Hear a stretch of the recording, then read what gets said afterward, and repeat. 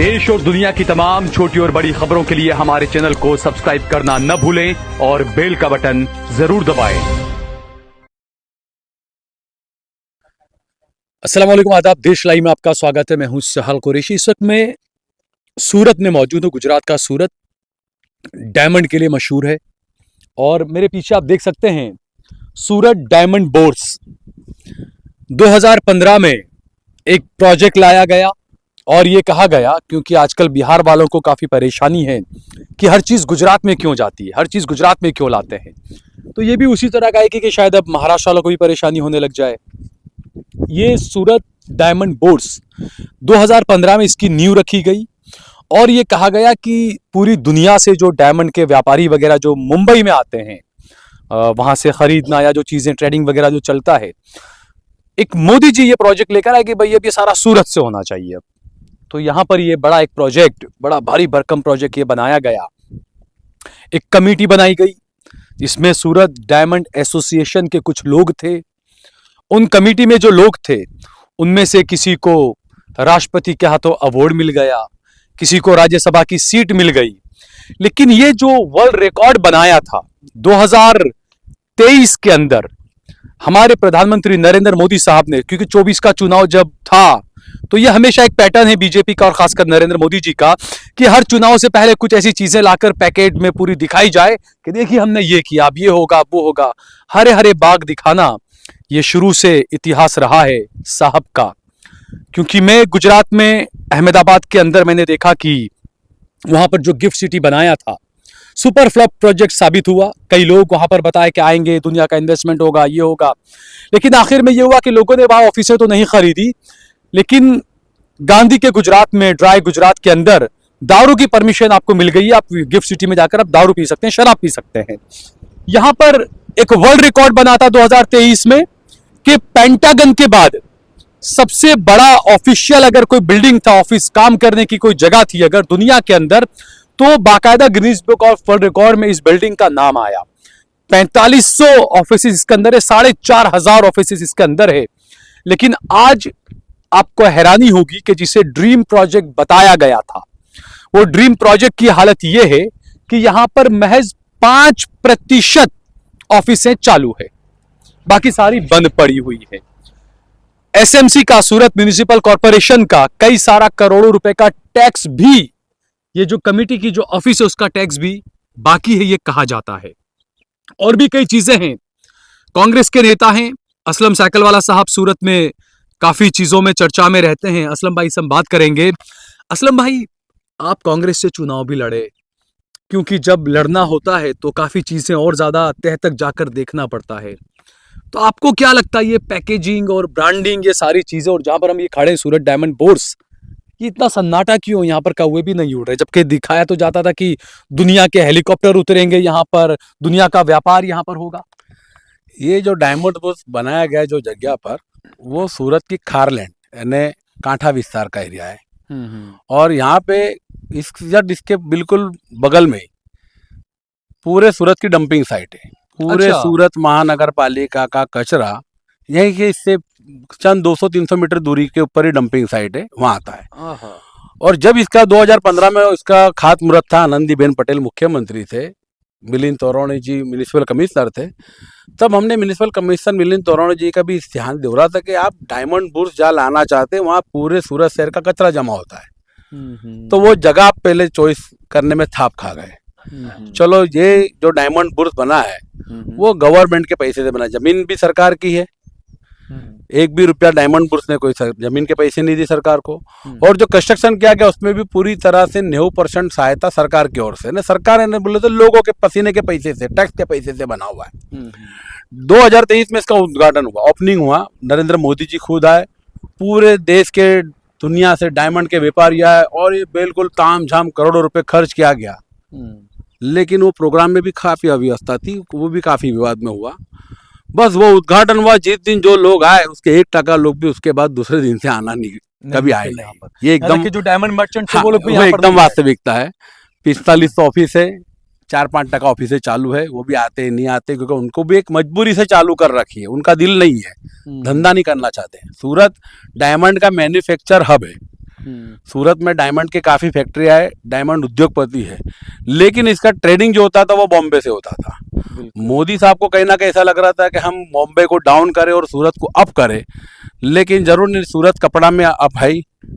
कपड़ा मार्केट के अंदर आज तुम देखो तो सूरत उसको बॉम्बे डायमंड का भी जो है वो सूरत में बरसों से चल रहा है, पर पहले से। वो जो उसका ट्रेडिंग है, जो बेचान था, वो इंटरनेशनल लेवल पे बॉम्बे के थ्रू होता था और इसके सब बड़े व्यापारी बॉम्बे में बैठे। दूसरा, इसके अंदर दो कास्ट बहुत आगे, एक तो पालनपुरी जैन और सौराष्ट्रवासी पाटीदार। कहीं ना कहीं इनके बीचों भी कई मतभेद नजर आए, अच्छा। बिजनेस को लेकर या पॉलिटिकल अपने आप को अप्रोच आगे करने के अंदर। वो एक भी हो सकता है, क्योंकि वहाँ डायमंड का जो सब सुना है कि भाई डायमंड का जो मार्केट है ट्रेडिंग का, वो ज़्यादातर पालनपुर जैन समाज के हाथ में है। जो ट्रेडिंग का मैन्युफैक्चर जो सूरत का है वो ज़्यादातर पाटीदार समाज के हाथ में है। तो कहीं ना कहीं उनके बीचों भी कई मतभेद रहे, वो शायद उसका सोल्यूशन सरकार नहीं ला सके, कि कोई बीजेपी का नेता ला नहीं सका। दूसरा, सरकार की जो बॉम्बे में पॉलिसी सरलता है हर तरीके से, वो सूरत में नहीं है। और ये मैं आज बता रहा हूँ कि सरकार यहाँ पे भी जैसा गिफ्ट सिटी गांधी के गुजरात में गांधीनगर के अंदर जो दारू की छूट बंदी दे दी, तो आने वाले कुछ दिनों में यहाँ भी दारू बंदी की छूट दे देंगे। वो तो जैसे नरेंद्र मोदी जी कहते हैं कि रील बनाना भी जो है वो एक रोजगार है। दूसरा, अभी ये जो पूरी बिल्डिंग है और इसका जो भी आप साइड देखो, बहुत बढ़िया से रोड कंस्ट्रक्शन बना है, एकदम एटमॉस्फेयर भी जोरदार है, ग्रीनरी है। तो सूरत के जो नौजवान है वो डायमंड बुर्स से डायमंड के धंधे से उनको कोई लेना देना नहीं। वो सब नौजवान यहाँ के रील बना रहे हैं। यानी मैं मानता हूँ कि मोबाइल का रील केंद्र बन चुका है ये मोदी जी के राज में। और मोदी जी चाहते भी है कि नौजवान रील में व्यस्त रहे। तो आप खुद भी देख लो कि कई युवान यहाँ पर रील बना रहे, कोई ड्राइविंग सीख रहा है, कोई कार सीख रहा है, और कई महिलाएं कार सीखने यहाँ स्पेशल आती है। यानी ये लोगों के अब ये काम में ये चीज आ रही है, वो बिजनेस से उनको कोई लेना देना नहीं है और कोई वो बिल्डिंग पे पाँव रखना भी नहीं चाहता है। पर जो इसके रोड रास्ते उसका इस तरह से भी उपयोग होना शुरू हुआ है। ये जो फेल प्रोजेक्ट जो रहते हैं, क्योंकि इलेक्शन से पहले इनका, जैसे मैंने बताया कि वो पैकेजिंग और ये सारी चीज़ें करते हैं इलेक्शन से पहले। हमारे गुजरात के अंदर हमने देखा, अहमदाबाद के अंदर मोदी जी ने सी प्लेन उड़ाया था 2022 के इलेक्शन से पहले, विधानसभा चुनाव से पहले। रोरो फेरी सर्विसेज कई जगहों पे चलाई गई इलेक्शन से पहले। लेकिन जब इलेक्शन होता है उसके 6 महीने के बाद आज किसी को नहीं पता कि वो सी प्लेन कहाँ है। कई रोरो फेरी सारी फेल हो चुकी है। जो दिखाया जाता है पैकेजिंग वाला गुजरात मॉडल, उसकी जो हकीकत है कि बिल्डिंग है बंद पड़ी हुई है, इसके ऊपर लोन का भी कई पैसा बकाया बताया जाता है, टैक्स भी कई सारा बाकी है इसके ऊपर। देखो, इसका जब कंस्ट्रक्शन चलता था तो कंस्ट्रक्शन कंपनी से भी विवाद हुआ पेमेंट को लेकर। ये बिल्डिंग हमेशा विवादों में रही है। अच्छा। और मैं आपको पर्टिकुलर सूरत की बात करता हूँ साल भाई, कि सूरत में 85 लाख पीपल की पॉपुलेशन है, 85 लाख लोगों की आबादी है। सूरत में 120 सूरत महानगर पालिका के कॉर्पोरेटर है, 12 एमएलए है सूरत सिटी को जो रिलेटेड है, और 3 एमपी लगते हैं। ये 85 लाख लोगों से कभी पूछते नहीं है कि तुमको क्या चाहिए, पर ये 133 लोग जो है और इनके जो आका गांधीनगर दिल्ली बैठे, वही डिसाइड कर लेते हैं कि सूरत को क्या देना है। जो सूरत मांगता है वो सूरत को देना नहीं है इनको, जो सूरत नहीं मांगता है वो चीज लाके यहाँ बताएंगे। तो ये जो प्रोजेक्ट है ये सरकार का सबसे बड़ा फेलियर प्रोजेक्ट है, और मैं नहीं मानता कि यहाँ आने वाले दिनों में भी कोई शक्यता है कि ये प्रोजेक्ट अप हो सकता है, विकास कर सकता है, यहाँ व्यापार धंधा चल सकता है। क्योंकि जब चुनाव से पहले 2019 के चुनाव से पहले और जब गिफ्ट सिटी बनाया गया, तब ये कहा गया था कि जो बॉम्बे का स्टॉक एक्सचेंज है वो अब बोले अहमदाबाद में आ जाएगा, और गुजराती खुश हो गए और पागल की तरह वोट दिया। तो ये है कि अहमदाबाद आ जाएगा, अहमदाबाद पश्चिम रेलवे का हेडक्वार्टर बन जाएगा, ये भी इनका वादा था। यहाँ मेट्रो ट्रेन भी ये डायमंड बुर्स की वजह से खींच के लाए, आप देखो। लेकिन वो भी यहाँ से तक तो ले आए, यहाँ से आने वाला कोई नहीं मिलेगा। अभी सूरत जो मेन शहर है वहाँ से कम 20-25-30 किलोमीटर का फासला होगा। ये एक्चुअली सूरत सिटी में ही आ गया। आप तो एक बात समझ लो, प्रॉपर सिटी का एरिया है, एसएमसी सूरत म्युनिसिपल कॉर्पोरेशन के एरिया में आता है, पर ये सरकारी पूरा खारलैंड की जगह है बरसों से। और यहाँ जो भी गांव है, दिपली, खजो, दाभुआ, ये सब सागर कांठा के गांव है। कोड़ी पटेल समाज की ज्यादा आबादी है, खेती बाड़ी है करते वगैरह, उनका जो भी है चलता है। पर ये जो जगह का लोकेशन इन्होंने पसंद करा वो गलत करा, और इसके लिए जो भी पॉलिसी बनाई है, मैं मानता हूँ कि बॉम्बे के जो बड़े व्यापारी थे उनको पूछ के बनाना था। बिल्कुल। लेकिन कहीं ना कहीं उनको साइड ट्रैक करके किसी जो 2-5 जिनके चमचे व्यापारी होंगे, इनकी वाहवाही करने वाले, उनकी बातों में आके सरकार ने प्रोजेक्ट तो यहाँ लेके आ गया। बाकी गुजरात में कहावत है ना कि धोड़ा हाथी, ये सबसे बड़ा धोड़ा हाथी सरकार का कोई है तो डायमंड बुर्स, सूरत का डायमंड बुर्स बिल्डिंग है। और यहाँ आप रूबरू भी कभी भी आओ तो यही परिस्थिति रहती है। ऐसा नहीं कि आज हम रजा के दिन है, संडे का दिन है तो ये स्थिति, आप मंडे को आओ, चालू दिन आओ, कभी भी आओ, यही स्थिति के लोग अब बस ये जो रोड रास्ते का है एक अपने आनंद के लिए, घूमने फिरने के लिए इसका उपयोग कर रहे हैं। अच्छा, दूसरा ये कि ऐसी ज़मीनें जो सरकारी ज़मीनें दी जाती है और सारी चीज़ें, जबकि सूरत शहर के अंदर आप जाएं तो अशान धारा और ज़मीनों के मामले और मुसलमानों के लिए और ये सारी चीज़ों को बहुत ज़्यादा ये सरकार बहुत ज़्यादा बढ़ावा दे रही है। देखो यहीं से नज़दीक पे सरसाणा में चैम्बर ऑफ कॉमर्स की हेड ऑफिस है, south Gujarat chamber of commerce की। वो ज़मीन भी सरकार ने चैम्बर ऑफ कॉमर्स को दी थी और उसको बनाने के लिए 2011 में सेंट्रल गवर्नमेंट में कांग्रेस की सरकार थी, 75 करोड़ रुपया उसको ग्रांट दी थी। बराबर, सरकार ने यहाँ धंधा व्यापार के लिए हमेशा प्रोत्साहन नीति लाए है, पर जो नीति सामान्य व्यापारी को लगना चाहिए वो नहीं है। जैसे यहाँ वीविंग उद्योग है, कपड़ा बनता है, वीवर्सों की कई सालों से डिमांड है कि भाई हमारा जो बिजली बिल है वो बहुत महंगा था। आज से 25 साल पहले इसके लिए काफ़ी आंदोलन भी चला है। जो अब यहाँ के उधना के एमएलए भारतीय जनता पार्टी के मनु पटेल बड़ी आगेवानी लेके आंदोलन करते थे। केशुभाई पटेल मुख्यमंत्री थे उस जमाने में। लेकिन आज भी जो बिजली बिल नवापुर महाराष्ट्र में है उससे भी हमको 50% नहीं, डबल तिबल गुना ज़्यादा भरना पड़ता है।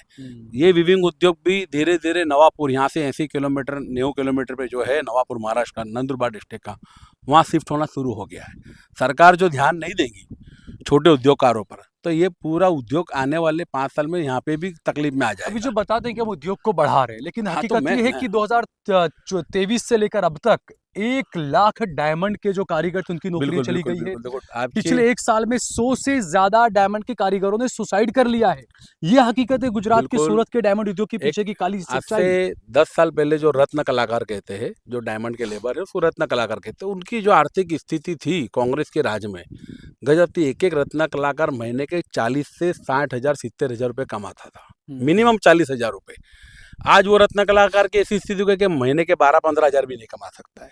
मजबूरी में या तो वो कोई खान पीन की दुकान खोल के बैठा है या कोई छूटक मजदूरी कर रहा है, लोन लेकर या लोन उन्होंने ये सब चक्कर में लोन लिया, घरों के लोन भर पाए। आप पेपरों में जाहिरात देख लो तो मैं मानता हूँ ज़्यादातर जो प्रॉपर्टी की नीलामी की जाहिरात आती है उसमें 70% रत्न कलाकार होते हैं। उनके मकान उनके मकान बराबर। कई रत्न कलाकार यहाँ से वापस सौराष्ट्र चले गए, खेती बाड़ी पे ध्यान देने लगे। यानी ये जो परिस्थिति, सरकार को जो ध्यान देना चाहिए लेबर पे, धंधे पे, बिजनेस पे, सामान्य मिडिल क्लास के व्यापार पे, वो नहीं ध्यान देते। ये डायमंड बुर्स भी 2-3 बड़े उद्योगपतियों के कहने में आए। आज वो खुद राज्यसभा मेंबर बन गए। उन्होंने खुद ने स्वीकारा था कि ये डायमंड बुर्स फेल हो गया है और अमेरिकन डायमंड का व्यापार आने से डायमंड के व्यापारियों को भयंकर तकलीफ है, सूरत का डायमंड व्यापार खत्म हो चुका है। अच्छा, खुद ने माना? ऐसा खुद ने मीडिया के सामने बोला था, मीडिया के सामने बोला। तब बीजेपी की तरफ से उनको दबान आया तो वही फिर संसद के अंदर वो तारीफ करने लगे। तो यहाँ कुछ और बात करते, वहाँ कुछ और बात करते, सच बात नहीं करते। मोदी जी के, अमित शाह के दबाव में इनको डर है, भय है, और वो डर के मारे लोग सिर्फ झूठ बोलना और जोर से बोलना, वो नीति रीति पे काम कर रहे हैं। तो यही है असली गुजरात मॉडल। बिल्कुल असली गुजरात मॉडल यही है। हम तो कहते हैं कि लोगों के पसीने के पैसे से बनी इमारत लोगों के काम आना चाहिए, चंद उद्योगपति के काम नहीं आना चाहिए। सूरत को सूरत रहने दो। सूरत को अच्छा सूरत बनाने की जो तुम्हारी दिल से तमन्ना है तो सूरत वासियों से पूछो उसको क्या चाहिए। और हमने कहा कि यहाँ के जो मिडिल क्लास के व्यापार धंधे उस पर कॉन्सेंट्रेट रखा जाए, उसको कैसे जिंदा रखा जाए। क्योंकि देखो नोटबंदी, जीएसटी ने जो मिडिल क्लास के व्यापार थे उसको खत्म कर दिया है। बिल्कुल बराबर है। कोरोना ने बच्चा कुचा खत्म कर दिया है। वैश्विक मंदी भी चलो खत्म कर रही है, पर सरकार की पॉलिसी वो मिडिल क्लास के व्यापार को ध्यान में रख के बनना चाहिए, तो ये सूरत सूरत बना रहेगा। यानी सूरत को बदसूरत बना रही है सरकार की गलत पॉलिसियां। बिल्कुल सूरत की बदसूरत बना रही है सरकार की गलत पॉलिसियां, और उसमें कोई दो राय नहीं है। आज मान लो कि हजीरा इतना बड़ा इंडस्ट्रीज एरिया है, अदानी के प्रोजेक्ट है, रिलायंस के, लेकिन आज भी वहाँ लोकल जो स्थानिक लोग हैं उनको जो महत्व देना चाहिए। जो अमर सिंह चौधरी गुजरात के मुख्यमंत्री से उन्होंने एक परिपत्र बाहर पड़ा था कि जहाँ भी इंडस्ट्री हो वहाँ के स्थानिक लोगों को 70% 80% नौकरी पर रखा जाना चाहिए, ऐसा कुछ है। लेकिन आज तक ये गुजरात सरकार कभी उसको अमल नहीं कर सकी। जो लैंड यूजर जिनके ज़मीनें चली गई उनको भी आज तक कोई फ़ायदा मिलता नहीं, वो भी बेचारा अन्याय सहन करते हैं। तो ऐसा भी यहाँ है कि यहाँ भी डायमंड बोर्ड बना तो तुमको ये सोचना चाहिए कि लोकल आदमी को क्या इसमें मिलेगी रोजगारी, पर कोई पॉलिसी नहीं है। इसके आगे हम चले जाओ, सचिन पांडेसरा JIDC है, वो देखो तो पूरा JIDC एरिया पूरे डाइंग मिला वगैरह है, केमिकल्स मिले हैं। सब पर प्रांतीय लेबर बेचारे काम कर रहे हैं। उन्हीं का भी हजारों नहीं लाखों पर प्रांतीय लेबर ऐसे है साल भाई कि सूरत के अंदर हम दावे के साथ बोल सकते हैं कि भाई इतने लाख लेबर है, पर इनके ESI के PF भी नहीं कटते हैं। ये वास्तविकता है, उनका इतना शोषण होता है, दयनीय स्थिति में बिल्कुल दयनीय स्थिति में। और सरकार का भी वो चीज़ पे ध्यान नहीं देती, नहीं श्रम विभाग ध्यान देता है, कि नहीं कलेक्टर कचहरी ध्यान देती, नहीं कॉर्पोरेशन ध्यान देती है। ठीक है असलम भाई, बहुत बहुत शुक्रिया हमसे बातचीत करने के लिए।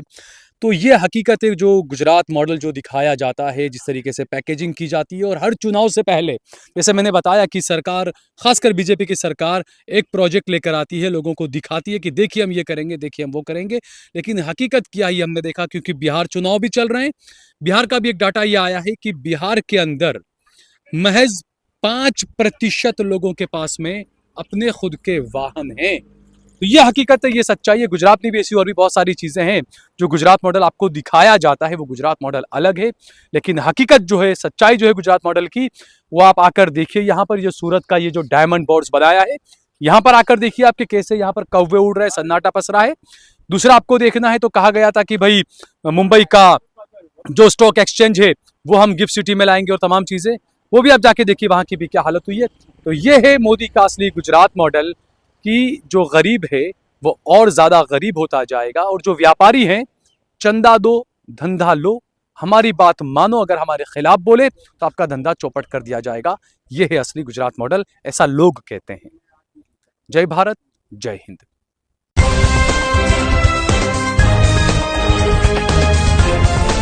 देश और दुनिया की तमाम छोटी और बड़ी खबरों के लिए हमारे चैनल को सब्सक्राइब करना न भूलें और बेल का बटन जरूर दबाएं।